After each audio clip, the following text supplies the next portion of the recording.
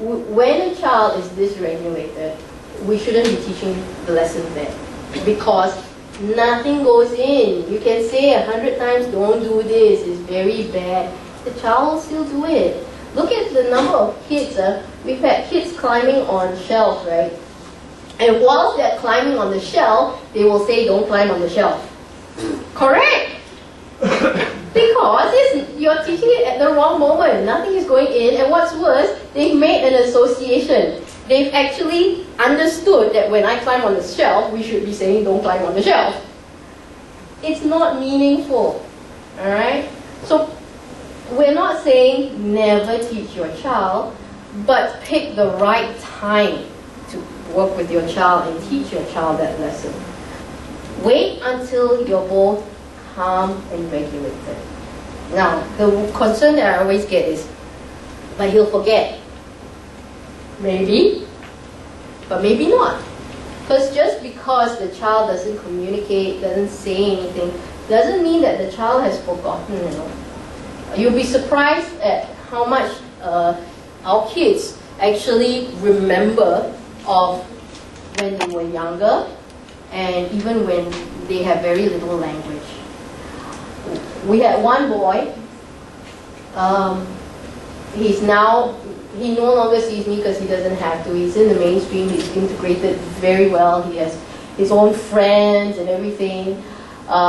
Even the learning support, when they went in to see him, they said, you know what, he doesn't need our help, there are a lot of other kids that do. You know, so he has no issues. And I did an interview with him, you know, for another talk that I did. And one of the things he said was that he remembers himself when he was young.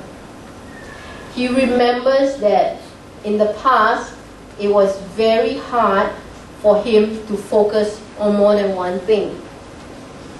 That he used to only like dinosaurs, and when other people asked him to do other stuff, he would get very angry. So this is years later, and this was stuff when he was like really little. So just because they don't vocalize it doesn't mean they don't remember it. So we can still revisit. Revisiting is a really powerful and wonderful tool that you have. You can always come back to it, you know. So when you're in a calm and regulated state, again, depending on the child, there are different ways you can revisit the situation. So for example, if a child is more verbal, what you can do is you can just bring it up. Remember that day when this situation happened? First thing, empathize first. What were you feeling at that moment? Remember, empathy opens the door so that they're more willing to discuss. So then after they talked about, you know, I was really mad at you, you know, you're so mean, you're the most horrible mommy in the world, you know, you asked me to do such a horrible thing. You know, after you can say, oh yeah, you know, I get that, you know, it must have been very frustrating for you. Then you can go on, you know, why do you think I did ask you to brush your teeth? Then probably at that point in time, because they're calm, they're regulated, they can access their prefrontal better, they might be better able to come up with a reason.